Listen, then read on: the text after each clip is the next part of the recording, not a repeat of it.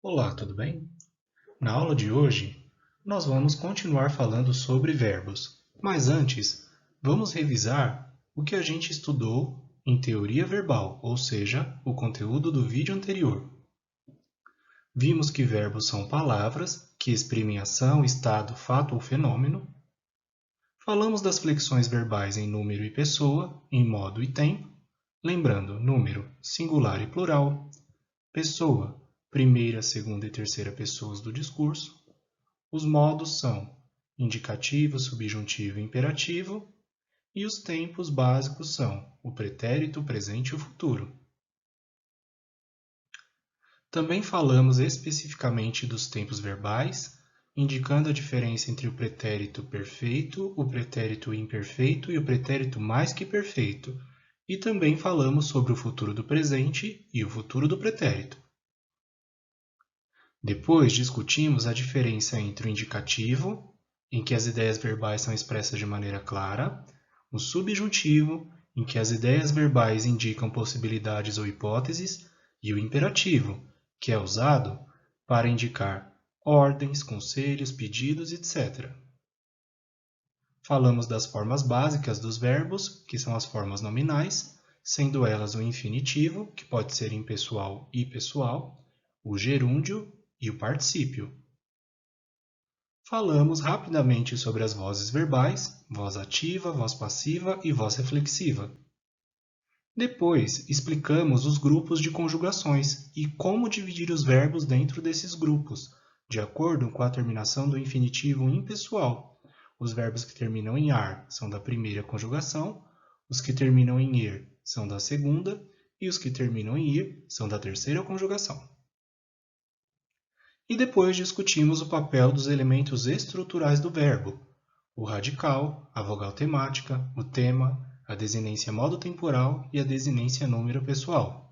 Aconselho que antes de assistir a este vídeo, você assista ao vídeo anterior, ok? Continuando o nosso programa de língua portuguesa, hoje nós vamos falar de verbos e vamos falar de sua classificação.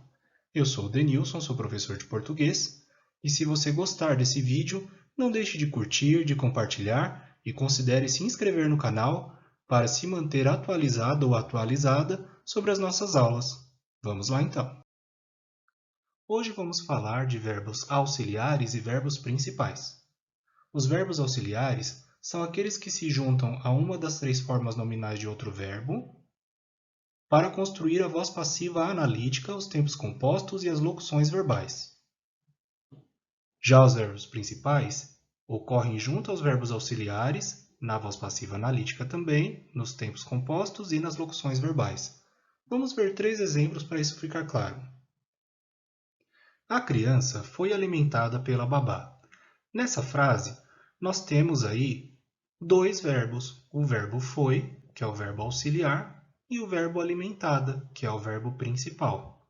O verbo foi é o verbo auxiliar e ele está conjugado, e o verbo alimentada, que é o verbo principal, está em uma forma nominal, neste caso no particípio. Aqui nessa oração nós temos uma voz passiva analítica, uma vez que a criança, que é o sujeito da oração, sofre, recebe a ação de ser alimentada. Agora nós temos outro exemplo. Nós temos estudado muito.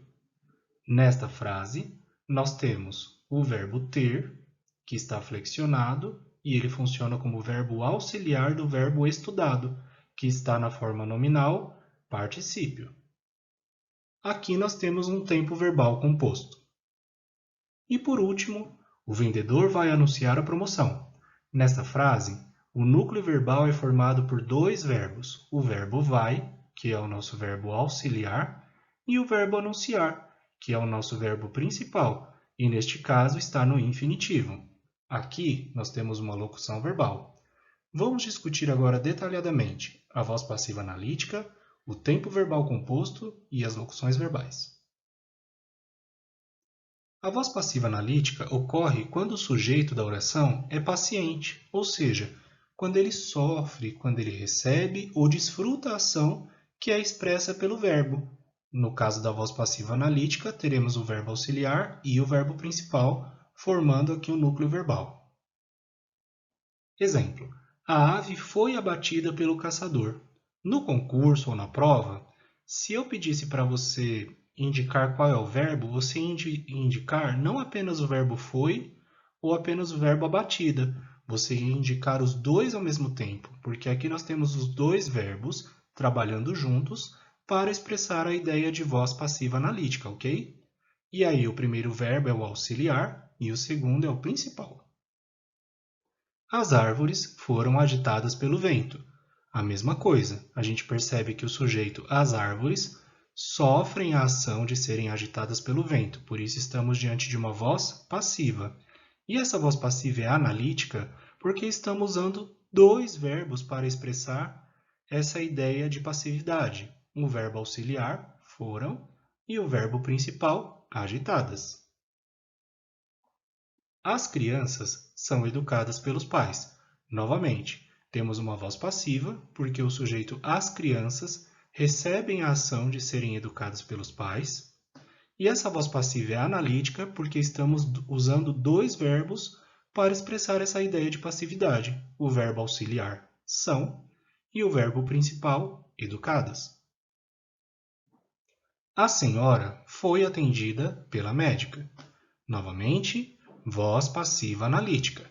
A senhora é um sujeito paciente, ela está recebendo a ação de ser atendida pela médica.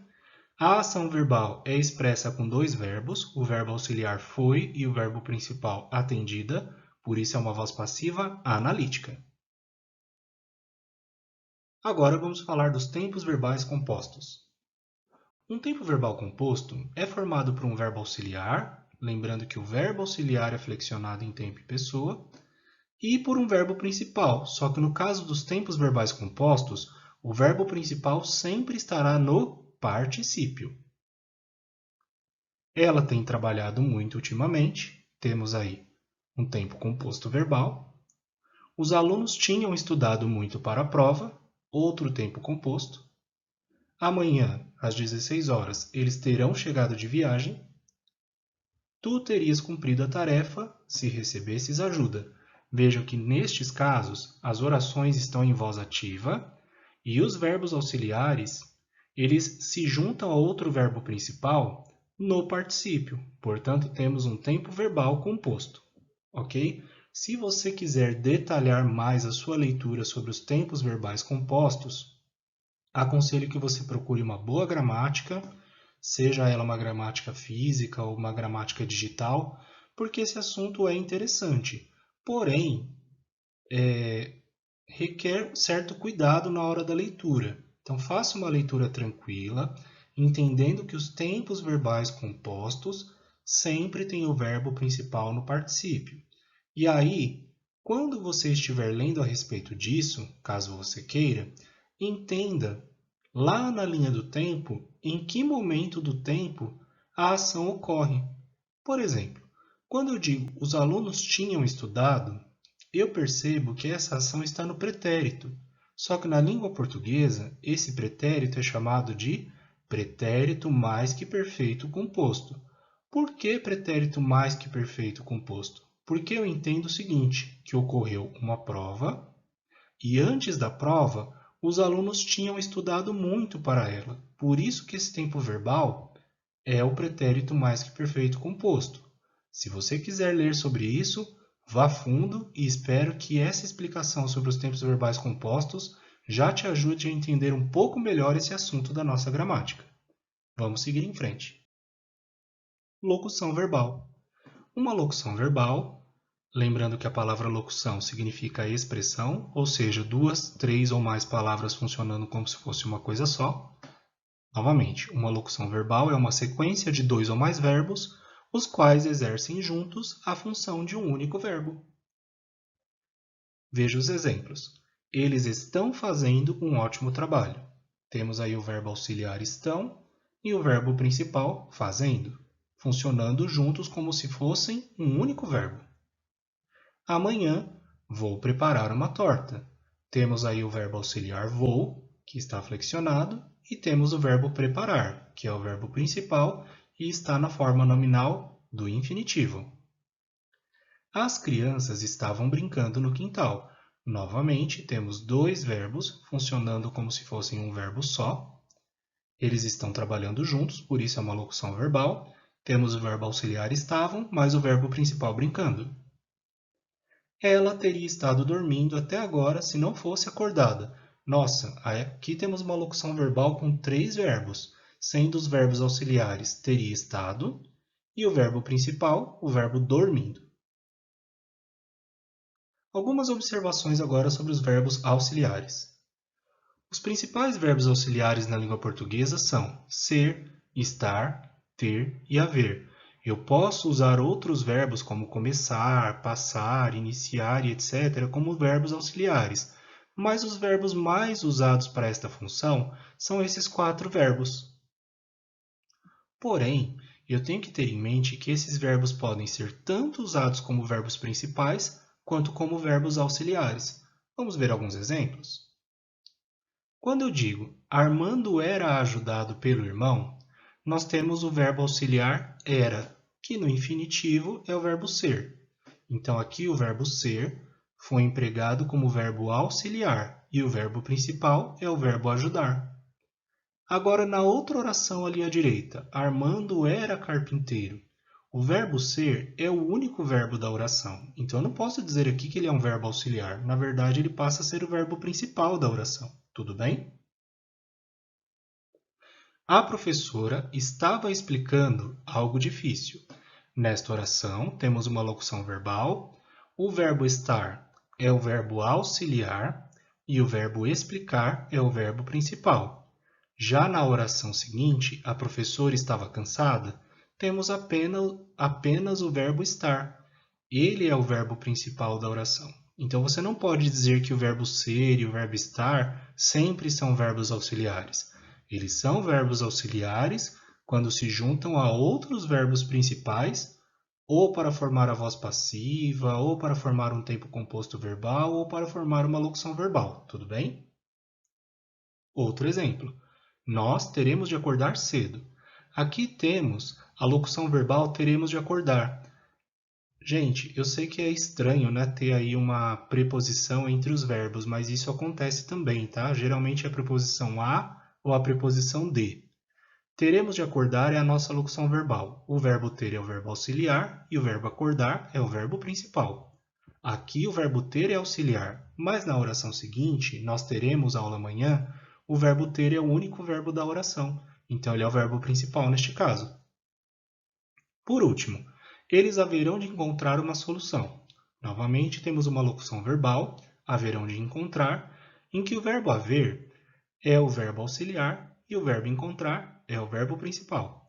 Agora, na oração, eles haverão o réu por inocente. O verbo haver aqui significa julgar. Eu sei que é incomum o uso do verbo haver com esse significado aqui no português brasileiro, mas ele existe, tá, pessoal? Prestem atenção. Eles haverão o réu por inocente.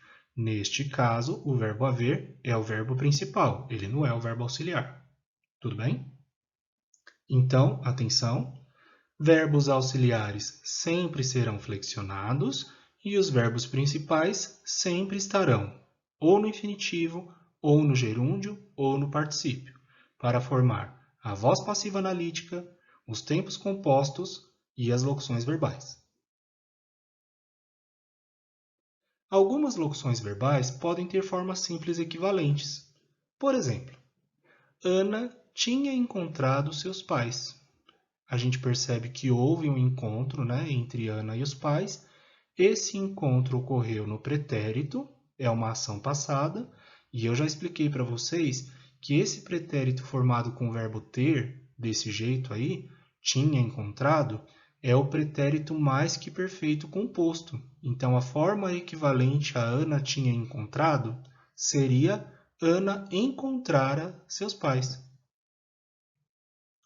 Os jogadores vão usar o novo uniforme. Nós temos aqui uma locução verbal, vão usar. Pensemos juntos. Vão usar me dá uma ideia de futuro do presente. É uma ação que ocorrerá depois do momento da fala. Então, eu posso reduzir essa forma verbal a uma forma simples. os jogadores vão usar, os jogadores usarão o novo uniforme. Nós já havemos conversado sobre isso. Bom, nós já havemos conversado sobre isso, me dá uma ideia de algo que foi feito no passado, começou e terminou no pretérito. Que pretérito que é esse que começa e termina antes do presente? É o pretérito perfeito. Então, nós já havemos conversado, nós já conversamos sobre isso. Por último, eles estiveram treinando todos os dias. Nós temos aqui a locução verbal estiveram treinando. Agora vamos pensar. Estiveram treinando me dá uma ideia de uma ação que ocorre no pretérito, porém com um caráter durativo. Estiveram treinando não é algo que começa e termina simplesmente no pretérito, mas é algo que começa no pretérito e se estende durante algum tempo. Esse é o pretérito imperfeito. Então, a forma equivalente a eles estiveram treinando todos os dias será eles treinavam todos os dias. E aí, muita atenção. Este tipo de exercício é muito explorado em concursos, provas e vestibulares. Ele vai testar a sua capacidade de compreender a ação expressa pela locução verbal e reduzi-la a uma forma simples. Tome muito cuidado com isso. Se quiser, pesquise exercícios na internet sobre isso, tem vários portais de concursos e provas que dão exemplos de questões como essas, ok? Vamos agora resolver juntos uma questão de concurso. Acompanhe a leitura. Considerando os verbos auxiliares das seguintes locuções verbais, estabeleça a associação com o sentido que ele denota com mais precisão. 1. Se quisermos que a economia continue funcionando, não podemos mais esbanjar. 2. Esses danos não se restringem apenas ao aquecimento global, que passou a ser chamado de mudança climática. 3. Como não podemos reverter a economia do petróleo no curto prazo, a única solução está sendo desacelerar a economia. Número 4. O globalismo ocidental está refluindo e, como consequência, voltam a surgir os nacionalismos exacerbados. Aqui temos 4 orações. Nessas orações estão sublinhadas as locuções verbais, e cada uma dessas locuções verbais tem uma ideia sendo denotada. As ideias são as seguintes: mudança de ação, permanência de ação, repetição de ação e desenvolvimento gradual da ação. O que você precisa fazer? Você precisa associar cada locução verbal com essas ideias que estão colocadas aqui, com os parênteses à esquerda, e então indicar a sequência correta de associação. Vou te dar 5 segundos para pausar o vídeo e tentar fazer a questão de concurso por si só.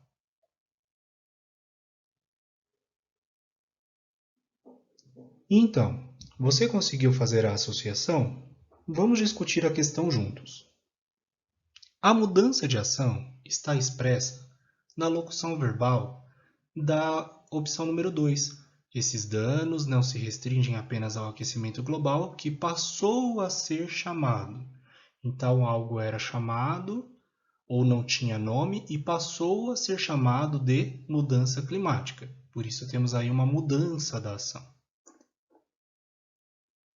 Na locução verbal número 1, nós temos a permanência da ação, ó, continue funcionando. Se quisermos que a economia continue funcionando, aqui temos uma ideia de permanência, de continuidade da ação verbal expressa pelo verbo funcionar, por causa da utilização do verbo auxiliar continuar. Na número 4, nós temos a repetição da ação. Veja bem, o globalismo ocidental está refluindo e, como consequência, voltam a surgir, ou seja, surgem novamente os nacionalismos exacerbados. E, por último, na número 3, temos o desenvolvimento gradual da ação. A única solução está sendo, não diz que é de fato, mas está sendo, ou seja, temos uma ação aí sendo desenrolada, sendo desenvolvida gradualmente. Portanto, A sequência correta de associação está na alternativa B, 2, 1, 4 e 3. Agora nós vamos falar de um conceito que também é explorado em algumas provas e concursos, que é o conceito de verbos regulares e irregulares. Vamos pensar primeiro numa rua regular. Uma rua regular seria uma rua construída de acordo com as regras de bom uso de uma rua. Uma rua tem que ser bem asfaltada ou cimentada, tem que ser bem sinalizada, tem que servir para o trânsito de veículos ou para o trânsito de pessoas, dependendo do local. Isso seria uma rua regular, que obedece às regras do bom uso da rua. Agora, uma rua irregular seria uma rua toda torta, ou uma rua que apresente problemas, ou coisas que não são normalmente encontradas numa rua. Ou seja, uma rua irregular se afasta da regra de utilização normal de uma rua.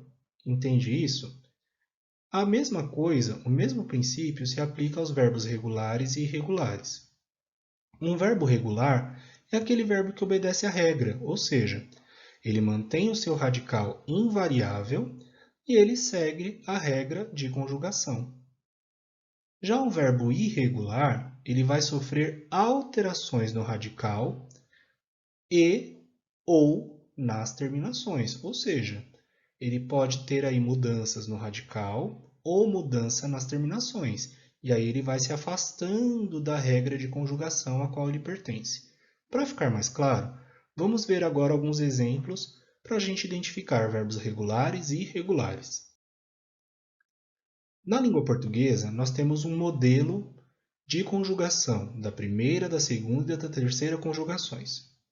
Vamos ver qual é o modelo da primeira conjugação do presente e do indicativo. Esse é o modelo da primeira conjugação.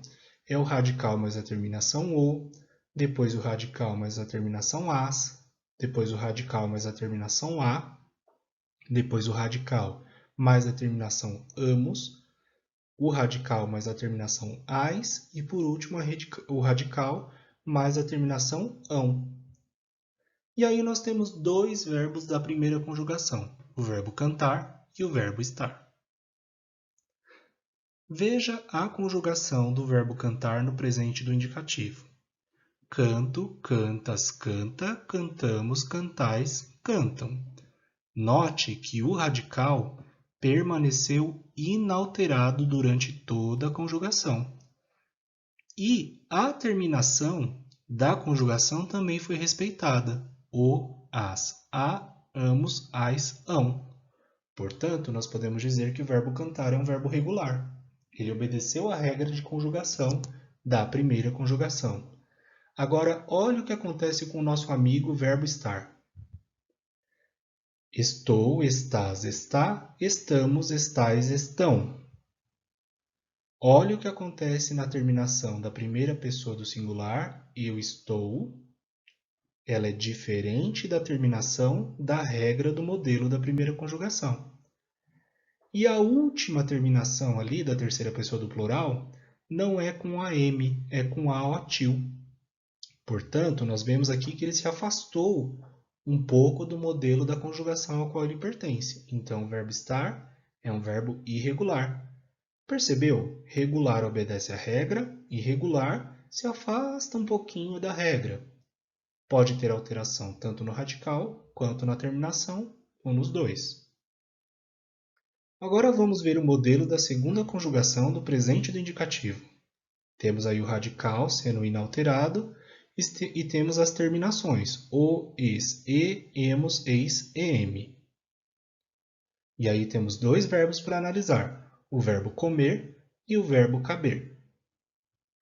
O verbo comer, a gente percebe claramente que o radical se manteve inalterado ao longo da conjugação e as terminações obedecem ao modelo da segunda conjugação, como comes, come, comemos, comeis, comem.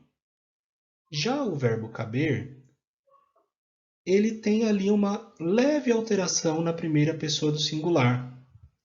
Eu caibo. E aí as demais, né? Cabes, cabe, cabemos, cabeis, cabem, tudo bem. Então, como tem essa leve esse leve afastamento do modelo da segunda conjugação, nós vamos dizer que o verbo caber é um verbo irregular. Percebeu a diferença? Por último, vamos ver o modelo da terceira conjugação, também no presente do indicativo. Temos aqui o radical inalterado ao longo da conjugação e temos as terminações o, es, e, imos, is, em. E aí agora temos dois verbos da terceira conjugação, os verbos partir e ouvir. Parto, partes, parte, partimos, partis, partem. O verbo partir manteve o radical inalterado ao longo da conjugação e as terminações no modelo da terceira conjugação foram obedecidos. Logo, o verbo partir é um verbo regular. Agora, olha o que acontece com o verbo ouvir. Ouço, ouves, ouve, ouvimos, ouvis, ouvem. Note que lá na primeira pessoa do singular houve uma alteração no radical. Como ele se afastou um pouco da regra de conjugação, ele é um verbo irregular. Então, novamente, os verbos regulares mantêm o radical inalterado ao longo da conjugação e obedecem às terminações da conjugação a qual eles pertencem. Os verbos irregulares, eles vão se afastar levemente dessa regra de conjugação. Ou vai ter alteração no radical, ou vai ter alteração na terminação, ou vai ter alteração na forma verbal completa. Tudo bem? Vamos adiante. Algumas observações aqui sobre os verbos regulares e irregulares. Gente, não é necessário memorizar, decorar todas as regras de conjugação dos verbos. Ah, Denilson, eu sou uma pessoa que eu trabalho muito com a memória, eu gosto de decorar todas as regras. Excelente! Se você tem tempo e tem capacidade aí para decorar, para memorizar todas essas regras, vai fundo. Eu mesmo sou professor de português e não consegui memorizar todas as regras de conjugação do português. Porém, eu sei que os verbos cantar, comer e partir são verbos regulares. Então eu uso esses três verbos como modelos. O que eu faço?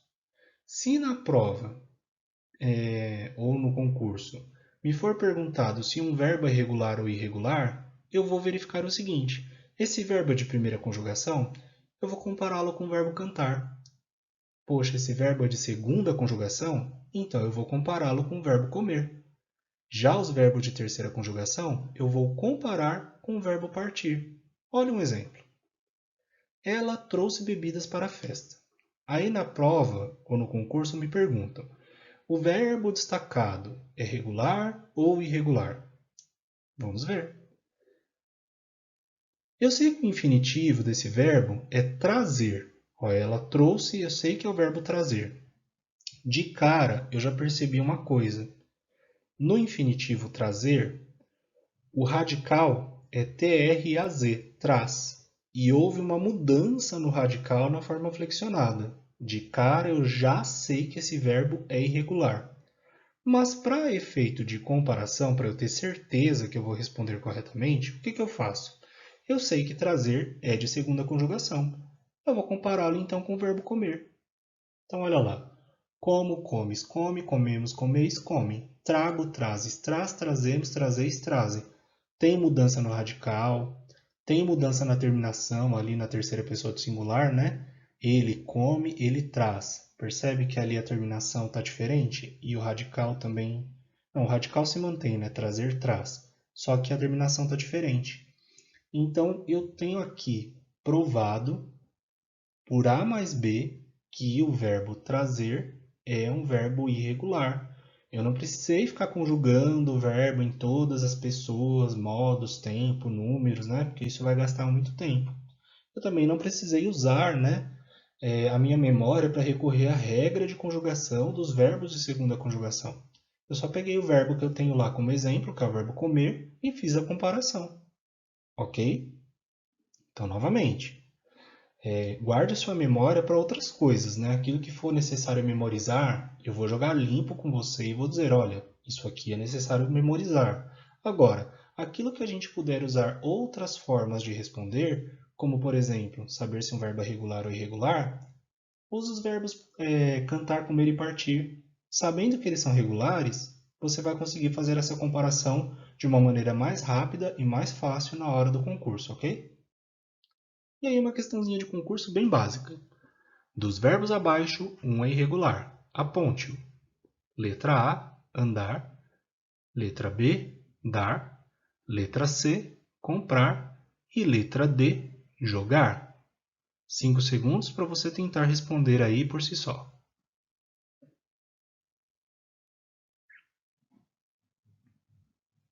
Se você respondeu a alternativa B, meus parabéns. Vamos comprovar que o verbo dar é irregular de fato? Eu sei que o verbo dar é da primeira conjugação, então eu vou compará-lo com o verbo cantar. E aí eu tenho no presente, né? Canto, cantas e canta. Dou, das e dá. O que já aconteceu na primeira pessoa do singular? Houve aí uma alteração na terminação do verbo. Então ele se afastou levemente da sua regra de conjugação. Logo, eu acabei de comprovar que o verbo dar é um verbo irregular. Vamos adiante com a aula. Dentro dos verbos irregulares, eu tenho também umas subclassificações. Temos os verbos anômalos, que são aqueles verbos anormais, que têm uma conjugação muito diferente dos outros verbos da língua portuguesa. E temos os verbos defectivos, eles apresentam defeito. Como assim defeito, Denilson? Eles têm a conjugação incompleta. Se você compra um carro e vem faltando uma roda, esse carro tem um defeito, concorda? Os verbos defectivos, eles apresentam um defeitozinho na conjugação. A conjugação deles é incompleta. Vamos ver agora separadamente os verbos anômalos e os verbos defectivos. Lembrando que anômalos e defectivos são subtipos de verbos irregulares. Verbos irregulares anômalos. Temos o verbo ser, que é um verbo anômalo, e aí nós vamos ver por que ele é anômalo. Olha a conjugação no presente do indicativo do verbo ser. Sou, és, é, somos, sois, são. Gente, o radical do verbo ser é o radical S. Só que esse radical ele some na segunda pessoa do singular e na terceira pessoa do singular. Fora que a terminação do verbo ser é muito diferente da terminação dos verbos de segunda conjugação. Por isso que o verbo ser é um verbo irregular anômalo. Ele é muito diferentão. Já o pretérito perfeito do indicativo do verbo ser é fui, foste, foi, fomos, fostes, foram. Aí mudou completamente. É como se a gente estivesse falando de outro verbo, concorda? No pretérito imperfeito do indicativo, o verbo ser é conjugado assim. Era, eras, era, éramos, éreis, eram. Nossa, parece a conjugação de outro verbo, né? É que a gente até está acostumado a usar o verbo ser. Então, a gente não percebe o quanto é diferente essa conjugação. E por último, o pretérito mais que perfeito do indicativo do verbo ser. Fora, foras, fora, fôramos, fôreis, foram. Nossa, muito diferente. Tá vendo? Esse verbo ele é irregular, mas ele é irregular e anômalo. Ele é muito diferentão dos outros verbos. A gente viu que os verbos irregulares se afastam levemente da regra de conjugação. Os verbos irregulares anômalos se afastam muito da regra de conjugação. Outro verbo anômalo é o verbo ir. Veja o presente do indicativo do verbo ir. Vou, vais, vai, vamos, ides, vão. Nossa, não preciso nem falar que mudou tudo aqui, né? Tanto o radical quanto as terminações. Agora veja o pretérito perfeito do indicativo. Fui, foste, foi, fomos, fostes, foram. Temos o pretérito imperfeito do indicativo. Ia, ias, ia, íamos, íeis e iam. E por último, o pretérito mais que perfeito do indicativo. Fora, foras, fora, fôramos, fôreis, foram. Não sei se você reparou, esses verbos são tão anômalos, são tão anormais, que o pretérito perfeito do indicativo do verbo ser e do verbo ir são idênticos. E o pretérito mais que perfeito do indicativo do verbo ser e do verbo ir também são idênticos. Olha que loucura esses dois verbos irregulares anômalos, ser e ir. São muito diferentões mesmo, hein? E aí, na hora da prova, como é que a gente vai diferenciar o verbo ser do verbo ir no pretérito, né? No pretérito perfeito ou no pretérito mais que perfeito? Nós vamos ter que usar o contexto para isso. Veja, por exemplo, essas formas conjugadas do verbo ser. Eu fui jogador de futebol. Ela foi a primeira colocada da turma. Vós fostes corajosos durante a luta. Agora, pelo contexto, eu vou diferenciar o verbo ser do verbo ir. Eu fui ao mercado ontem. Ela foi até lá para pedir ajuda. Vós fostes a Salvador? Que bom! Perceberam? Os verbos ser e ir, eles são idênticos em algumas formas conjugadas, porém o contexto vai me dizer quando eu estou usando um ou outro. E aí, cuidado lá na hora da prova, na hora do concurso, para não confundir esses dois verbos, ok? Além dos verbos ser e ir, nós temos um terceiro verbo anômalo, que é o verbo por. Esse aí é diferentão por si só, né? Ele não tem a vogal temática e, mas pertence à segunda conjugação, e eu expliquei na aula anterior que isso é devido à etimologia latina desse verbo, né? Mas vamos ver a conjugação do verbo por em algumas pessoas aqui do indicativo. Então, no presente do indicativo, ponho, pões, põe, pomos, pondes e põem. Pretérito perfeito do indicativo. Pus, puseste, pus, pusemos, pusestes, puseram. Pretérito imperfeito do indicativo. Punha, punhas, punha, punhamos, punheis e punham. E o pretérito mais que perfeito do indicativo. Pusera, puseras, pusera, puséramos, puseres e puseram. Se você fizer um exercício mental e comparar o verbo por, que é de segunda conjugação, com o verbo comer, que é o nosso verbo lá que a gente vai usar como exemplo para a segunda conjugação, a gente vai perceber que o verbo por ele é irregular, porque ele é muito diferente da conjugação, né, do verbo comer, e ele é anômalo porque ele se afasta muito dessa regra de conjugação, ok? E eu dou uma dica aqui, um conselho de amigo. Pegue a sua gramaticazinha lá, tira a poeira da capa e dê uma lida na conjugação do verbo por. Por que eu estou falando isso? Por quê? Porque todos os verbos que são derivados de por são conjugados do mesmo modo. Então, quando você estuda a conjugação do verbo por, você está estudando a conjugação do verbo supor, do verbo compor, do verbo transpor, do verbo expor e um monte de outros verbos que são derivados de por. Tudo bem? Então, a regra do verbo por é muito legal de ser lida e ser revisada aí para conhecê-la mesmo. E aí, terminando essa parte dos verbos irregulares anômalos, nós só temos 3 verbos irregulares anômalos em português: ser, ir e por, ok? Agora vamos falar dos verbos irregulares defectivos, que são aqueles verbos irregulares que têm a conjugação incompleta. O primeiro exemplo é o verbo abolir. Percebam que no presente do indicativo eu não tenho a primeira pessoa do singular.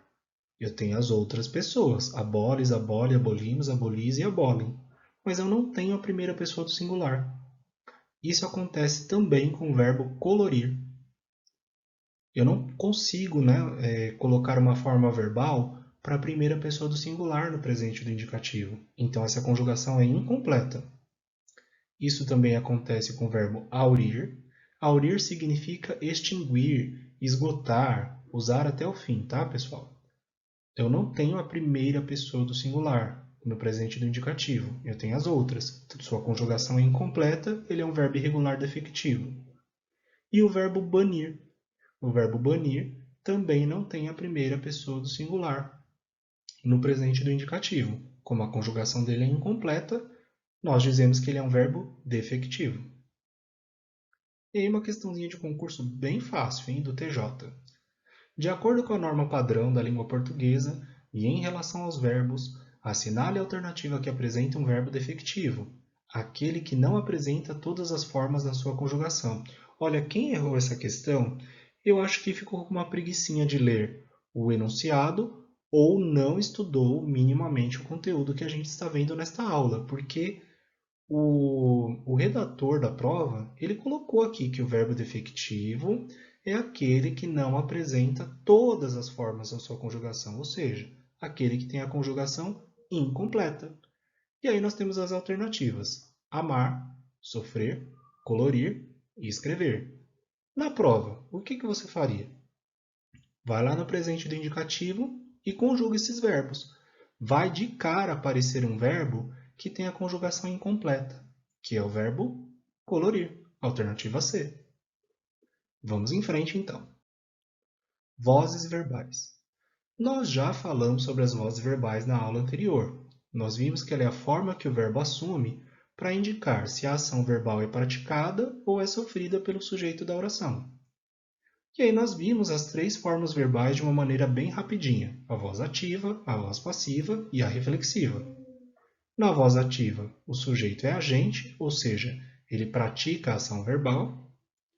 Na voz passiva, o sujeito é paciente, ou seja, ele sofre ou recebe a ação verbal. E na voz reflexiva, o sujeito é ao mesmo tempo agente e paciente, ou seja, ele pratica e sofre a ação verbal. Isso aqui já é matéria vista. Agora nós vamos detalhar um pouco mais o estudo das vozes verbais. Vamos falar da conversão da voz ativa para a passiva analítica.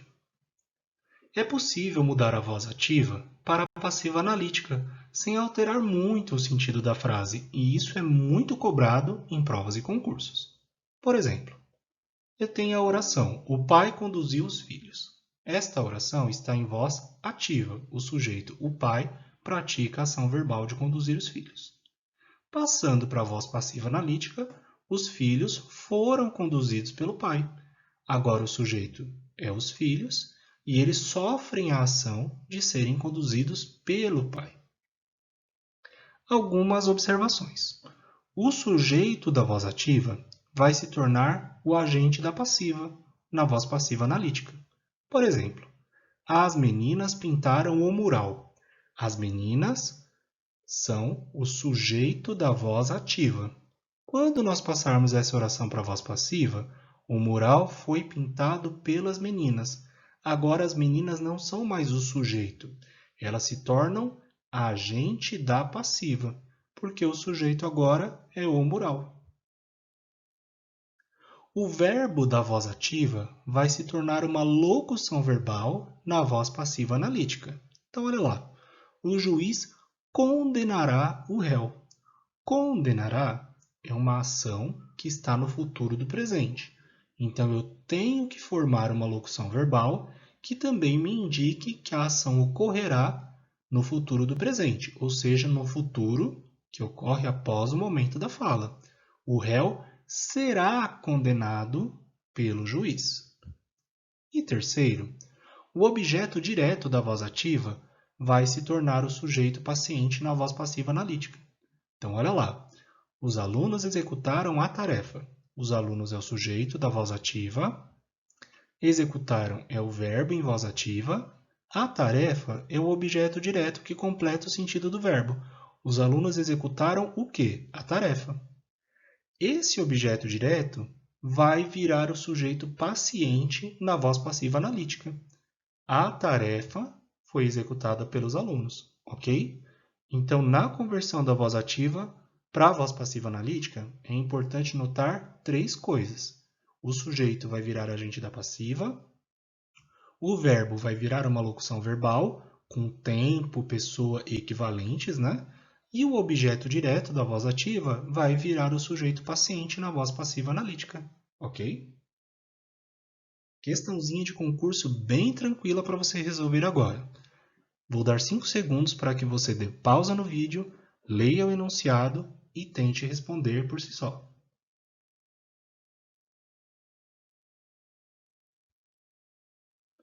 Retomando então. Observe o fragmento. A melhor edição de obra portuguesa foi feita por um negociante de vinhos.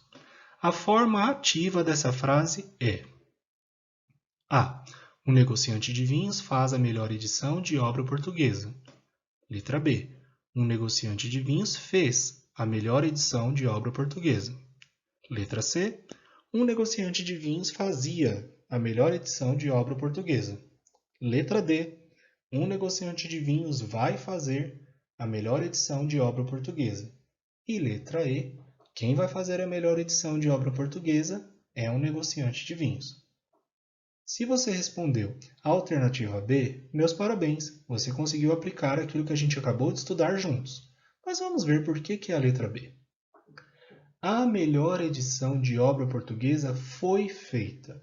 A locução verbal foi feita está sendo usada para construir a voz passiva analítica. Foi feita me dá uma ideia de algo que foi feito no pretérito e foi concluído no pretérito. Então, eu tenho que agora transpor isso para o pretérito perfeito na voz ativa.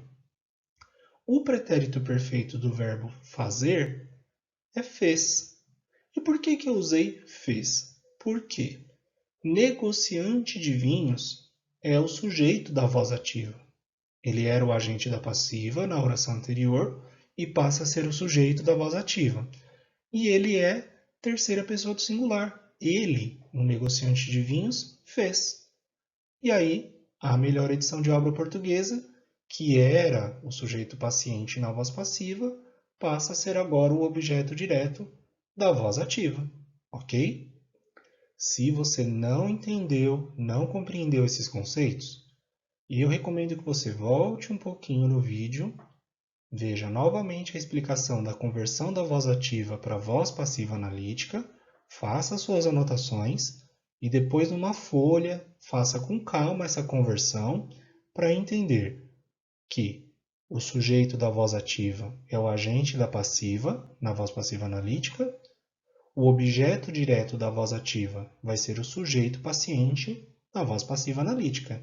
E a locução verbal da voz passiva analítica tem que ser equivalente ao verbo da voz ativa, ok? Para que a transposição não altere o significado da oração. Tudo bem? E olha, treine bem isso, viu? Conselho de quem já fez prova e de quem já elaborou prova também. Isso aqui é muito cobrado por aí. Vamos adiante. Voz passiva analítica e voz passiva sintética. Em algum momento do nosso curso, eu já disse para você que esses termos analítico e sintético vão perseguir a gente durante o estudo da gramática da língua portuguesa. Então, lembrando, né? Sintético seria uma forma única e analítico seria uma forma usando duas, três ou mais palavras. E aí, voz passiva analítica seria a voz passiva construída como uma locução verbal e a voz passiva sintética seria a voz passiva construída apenas com o verbo principal. A voz passiva pode ser formada de duas formas, analítica e sintética. Quando eu digo a casa foi vendida pelo corretor, eu vejo que isso aqui é uma voz passiva, porque a casa, que é o sujeito, está sofrendo a ação de ser vendida pelo corretor. Mas aqui eu estou usando uma locução verbal, ó. Foi vendida. Tem o verbo auxiliar foi e o verbo principal vendida. Por isso que essa voz passiva é chamada de voz passiva analítica. E a sua forma sintética seria vendeu-se a casa. Só estou usando aqui agora o verbo vender, que é o verbo principal da oração. E a casa continua sendo sujeito paciente, embora venha depois do verbo, mas a casa continua sendo o sujeito da oração, tudo bem? Então agora, vamos ver como é que a gente passa uma oração da forma da passiva analítica para a passiva sintética. Nós temos aqui a seguinte oração: os barcos foram reformados pelos marinheiros. Fazendo a análise dessa oração, eu tenho a locução verbal foram reformados, que está sendo usada aí na voz passiva analítica. Temos o sujeito os barcos e temos pelos marinheiros, que aqui a gente vai chamar de agente da passiva. Porque nessa voz passiva, quem faz a ação é o agente da passiva, os marinheiros, ok? A primeira coisa que a gente vai fazer para passar a voz passiva da forma analítica para a sintética é eliminar o agente da passiva. Ok? Na voz passiva sintética, a gente elimina o agente da passiva. Então, cortei aí os marinheiros da brincadeira. Fiquei com esse pedacinho agora. Os barcos foram reformados. Tranquilo? Segundo passo. Vamos analisar a locução verbal. Quando eu digo foram reformados, eu penso o seguinte: foram reformados. É uma ação que começa e termina no passado, tem aspecto conclusivo. Opa! Pretérito perfeito. Pretérito perfeito. Ok? O verbo principal é reformar. Então, agora eu vou jogar o verbo reformar no pretérito perfeito, mas com qual pessoa? Os barcos, não é eles? Eles foram reformados? Então, na terceira pessoa do plural. Então, eu tenho que pegar o verbo reformar e jogar na terceira pessoa do plural do pretérito perfeito do indicativo. Reformei, reformaste, reformou, reformamos, reformastes, reformaram. Opa, tá aqui. Reformaram é a terceira pessoa do plural do pretérito perfeito do indicativo do verbo reformar. Legal, fiz a análise da locução verbal, tranquilo. Agora, o que eu vou fazer? Eu vou pegar esse verbo, que já está aí analisado, e vou acrescentar a partícula se. Essa partícula recebe o nome na língua portuguesa de pronome apassivador. Reformaram-se. Esse se chama pronome apassivador. Algumas gramáticas também chamam esse se de partícula apassivadora, ok? Finalmente, nós vamos acrescentar o sujeito paciente. O sujeito paciente não é os barcos? Então, ele vai ser acrescentado agora. Reformaram-se os barcos. Pronto.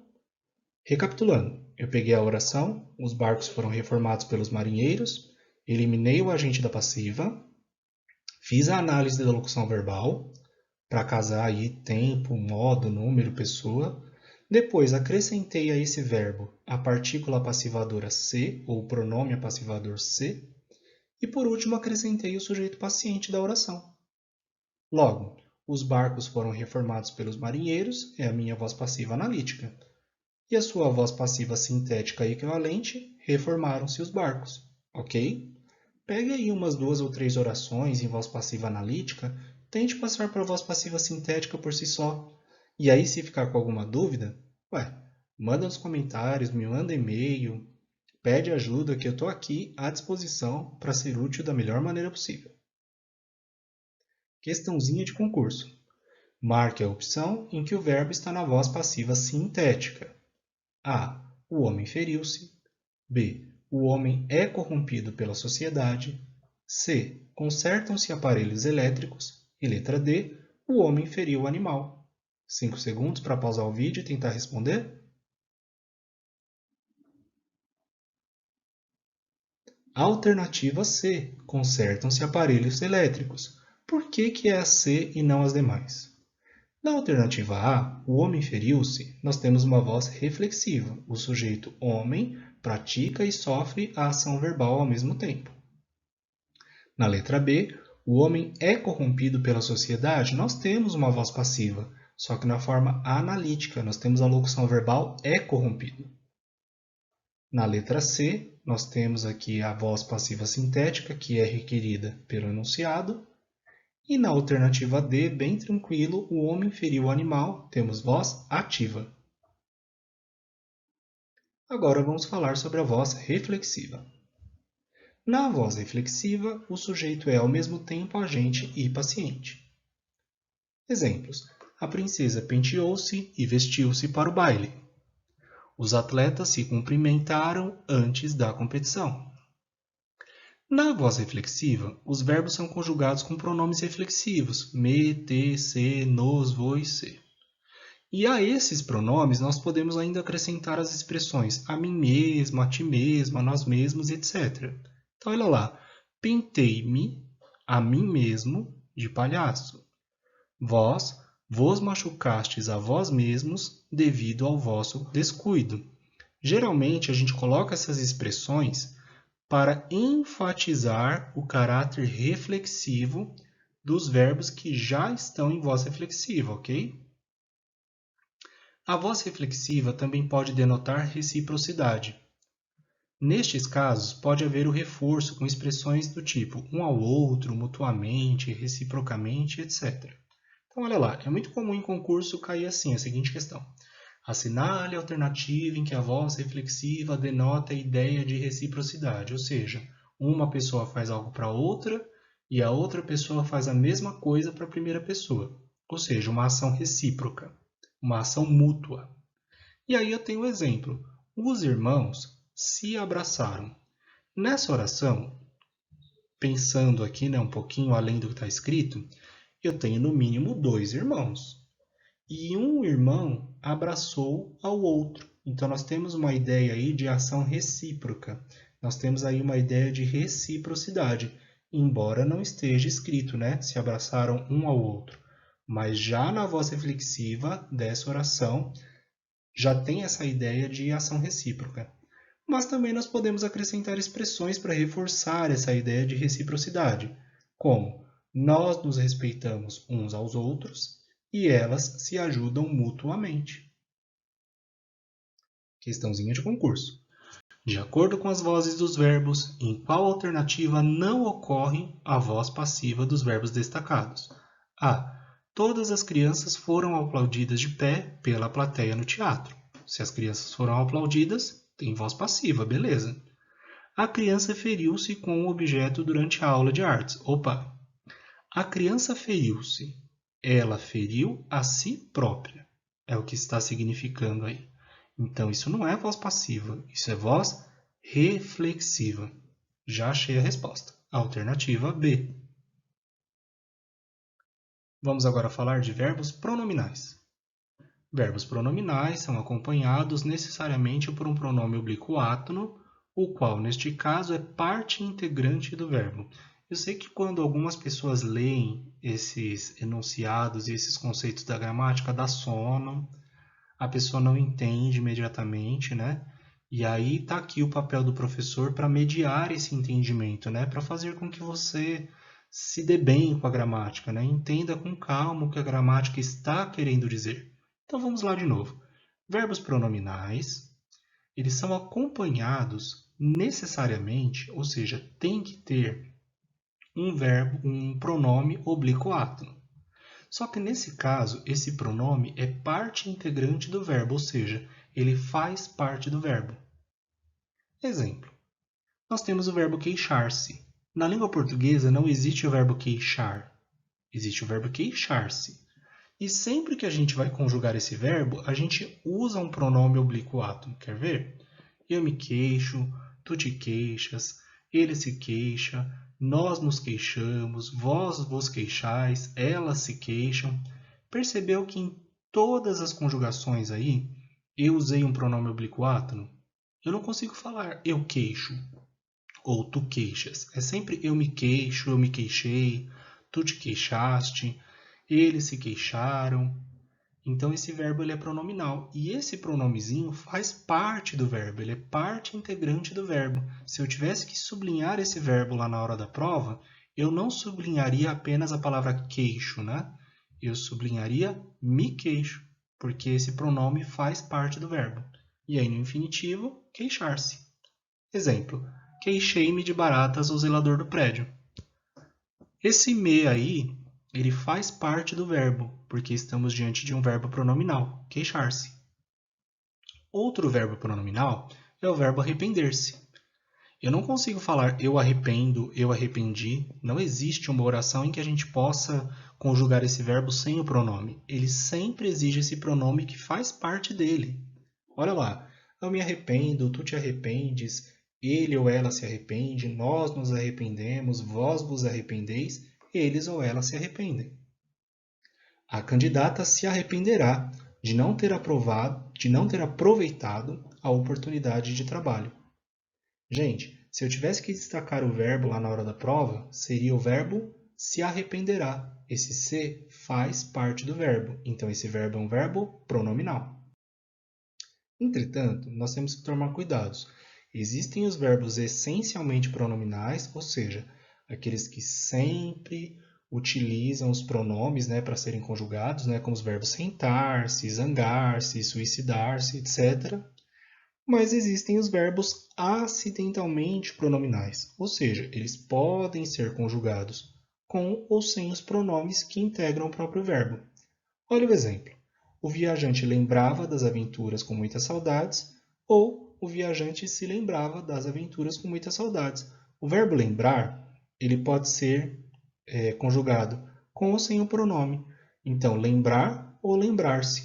Então, o verbo lembrar-se, ele é um verbo pronominal? Sim, só que ele é um verbo acidentalmente pronominal. Nem sempre a gente precisa usar aí o pronome para conjugar esse verbo. E aí eu tenho que prestar atenção no seguinte, gente. Eu tenho o verbo dar. Como na oração, o ajudante deu uma dica para o novato. Dar significa entregar, conceder, doar, ceder, etc. Agora, o ajudante se deu bem com o novato, eu não estou usando o verbo dar, eu estou usando o verbo dar-se, que significa relacionar-se. Então, o ajudante se deu bem. Aqui nós temos o verbo pronominal dar-se. São dois verbos diferentes, ok? Então, tem verbos que, na sua forma normal, significam uma coisa e na sua forma pronominal significam outra coisa. Trata-se de verbos distintos. Dar, então, é diferente de dar-se, ok? Questãozinha de concurso bem tranquila. Se uma pessoa procedeu mal, arrependa-se. O verbo arrepender-se só pode ser conjugado na forma pronominal, ou seja, com pronomes oblíquos que fazem parte do próprio verbo. O verbo abaixo que está no mesmo caso é barbear-se, observar-se, comunicar-se, ver-se ou queixar-se. E a gente já sabe de cara, né, que o verbo queixar-se é um verbo pronominal. O verbo barbear, eu posso me barbear ou eu posso barbear um cliente. O verbo observar-se, eu posso me observar ou eu posso observar a paisagem. O verbo comunicar-se, eu posso me comunicar bem ou eu posso comunicar meu pedido de demissão ao meu patrão. O verbo ver-se, eu posso ver algo ou eu posso me ver em determinada situação. O único verbo aqui que é essencialmente pronominal é o verbo queixar-se. Ele sempre vai ser conjugado acompanhado de um pronomezinho oblíquo átono, ok? Verbos abundantes. Verbos abundantes são aqueles que possuem duas formas para o particípio, uma forma regular e uma forma irregular. Por exemplo, nós temos o verbo aceitar. O verbo aceitar tem o particípio regular, que pode ser terminado em ado ou em ido, né? No caso aqui, aceitado. E nós temos o particípio irregular, aceito. O verbo eleger tem aqui o particípio regular terminado em ido, elegido, e tem o particípio irregular, eleito. O verbo entregar tem o particípio regular entregado e o particípio irregular, entregue. O verbo ganhar tem o particípio regular ganhado e o particípio irregular ganho. Então, novamente, verbos abundantes são aqueles que possuem duas formas para o particípio. Uma forma regular, que pode ser terminada em ado ou em ido, e outra forma irregular, que aí pode ter várias terminações. Porém, nós temos que prestar atenção no uso dos verbos abundantes. As formas regulares, terminadas em ado ou em ido, serão usadas na voz ativa. Então, percebam que nessas orações aqui, os verbos estão em voz ativa. A camareira tinha acendido a lâmpada, os policiais haviam expulsado os vândalos do prédio, o bombeiro tinha extinguido as chamas. Já as formas irregulares dos verbos abundantes são usadas na voz passiva. Então, olha lá. A lâmpada fora acesa pela camareira. Os vândalos foram expulsos do prédio pelos policiais. As chamas foram extintas pelo bombeiro. Então, cuidado. Quando o verbo for abundante, ele terá duas formas de particípio. Uma forma regular, terminada em ado ou em ido, e outra forma irregular. As formas regulares serão usadas na voz ativa e as formas irregulares serão usadas na voz passiva. empregando o que a gente acabou de ver em um exercício. Assinale a alternativa em que o uso do verbo abundante obedece à norma culta da língua portuguesa. Letra A. A fotografia foi imprimida pelo vendedor. Letra B. A professora tinha entregue o boletim ao aluno. Letra C. O boletim foi entregado pela professora ao aluno. Letra D. O novo síndico foi eleito por unanimidade pelos condôminos. E letra E. Helena havia chego de viagem antes do esperado. E aí? Qual alternativa será que está correta? 5 segundos para você pausar o vídeo e tentar responder.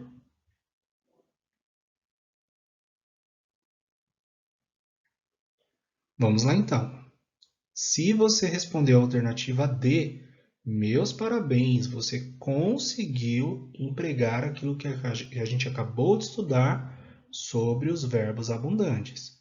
Mas vamos fazer uma breve revisão aqui para ver o que está errado nas demais. Na alternativa A, nós temos o verbo imprimir.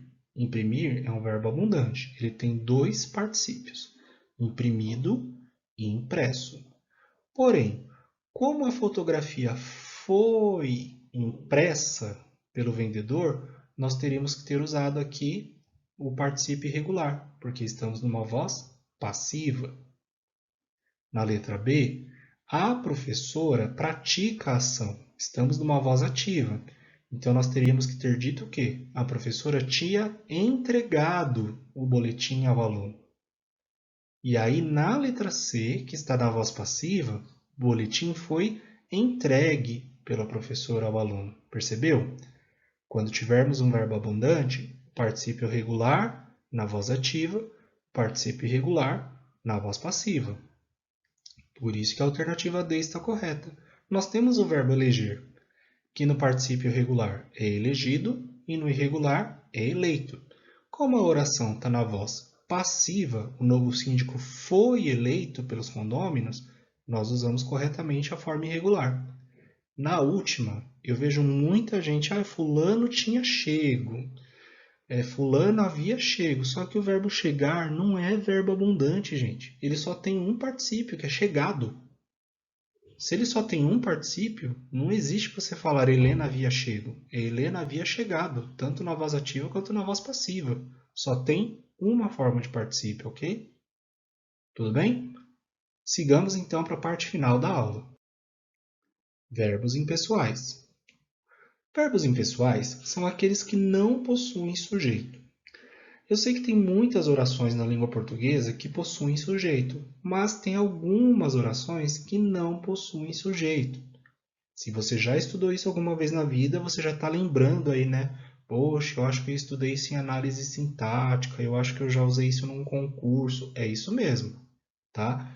Esse conhecimento que a gente está estudando em verbo vai ser novamente visto lá em análise sintática de uma maneira mais detalhada quando nós estivermos estudando os sujeitos. O primeiro caso, que é mais clássico, é quando a gente usa o verbo haver com o sentido de existir. Há muitas plantas venenosas. Sim, há muitas plantas venenosas. Percebe que eu não consigo colocar aí um pronome oblíquo, um pronome pessoal do caso reto? Eu há, tu há, ele há. Não tem como colocar um sujeito aí. Simplesmente há muitas plantas venenosas. Tudo bem? Houve muitas pessoas na reunião. E aí tem gente que vai falar assim, Denilson, mas eu não deveria colocar esse verbo haver no plural? Houveram muitas pessoas na reunião? Não, eu não posso colocar esse verbo no plural, porque esse verbo não tem sujeito. Se ele não tem sujeito, como é que eu vou pluralizar o verbo? Ele permanece no singular. Ele não tem pessoa, tá?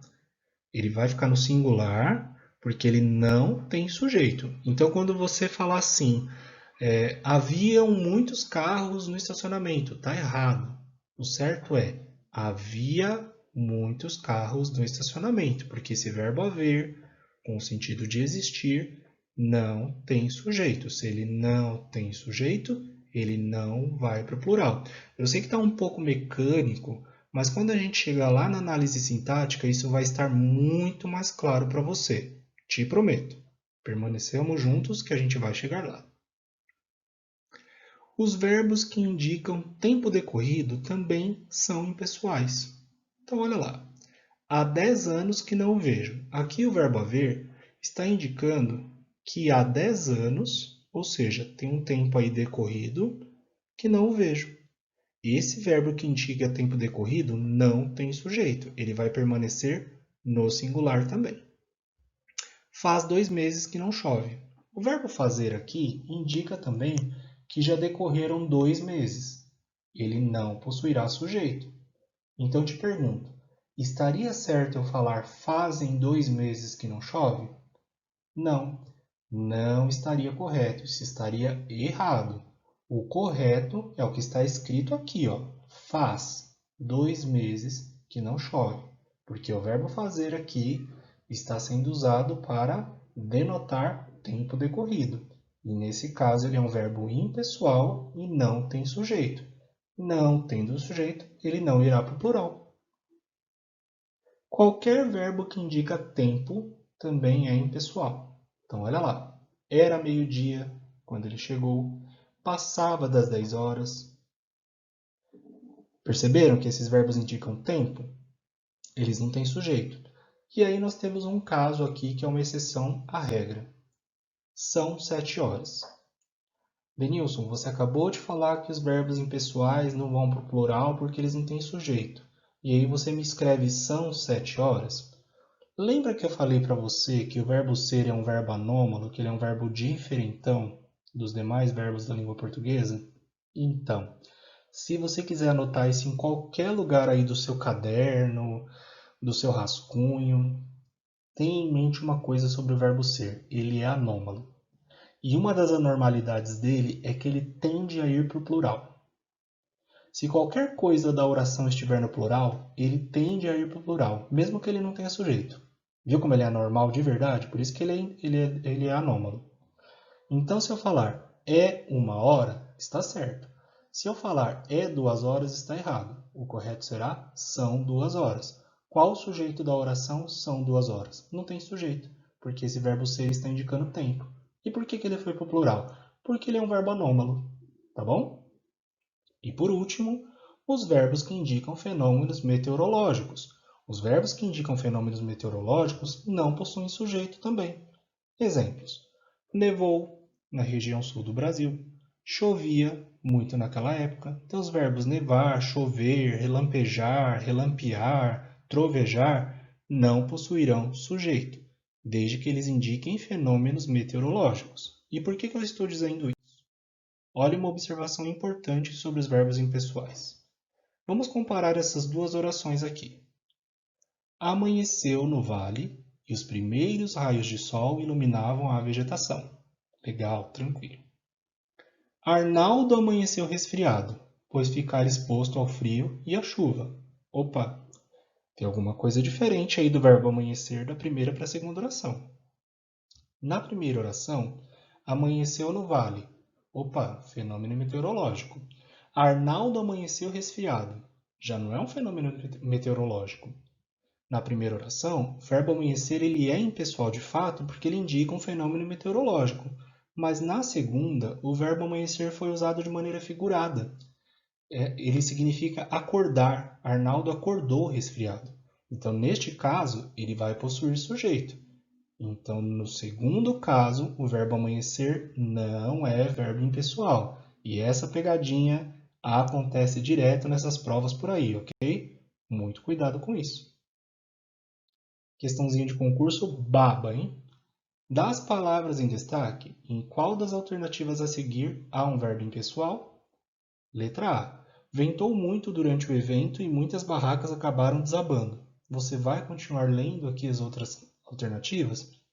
Ah, professor, eu quero ler só para ter certeza que é a A mesmo. Então, guarda que a A é um verbo que indica fenômeno meteorológico, provavelmente temos a nossa resposta. Letra B. Foi temeridade ter saído com as crianças com toda aquela chuva. O prédio veio a ruir durante a madrugada quando todos dormiam. Durante os ensaios, a bailarina queixou-se de dores nos pés. Gente, de fato, a única alternativa que tem um verbo impessoal por indicar um fenômeno meteorológico é a alternativa A. Ok? Revise esse ponto lá na sua gramática, porque ele vai ser importante quando a gente estiver fazendo análise sintática, ok? E aí chegamos ao final da nossa aula.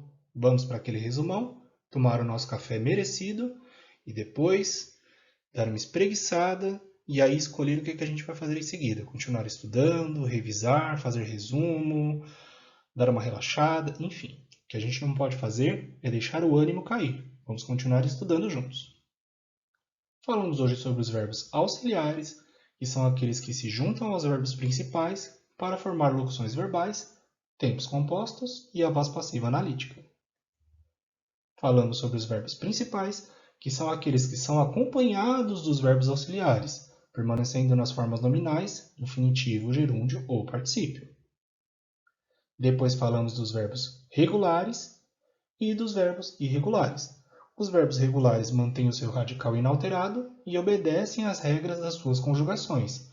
Já os verbos irregulares, eles vão se afastando um pouquinho dessa regra, né? Ou a gente altera o radical, ou altera a terminação, ou ambos.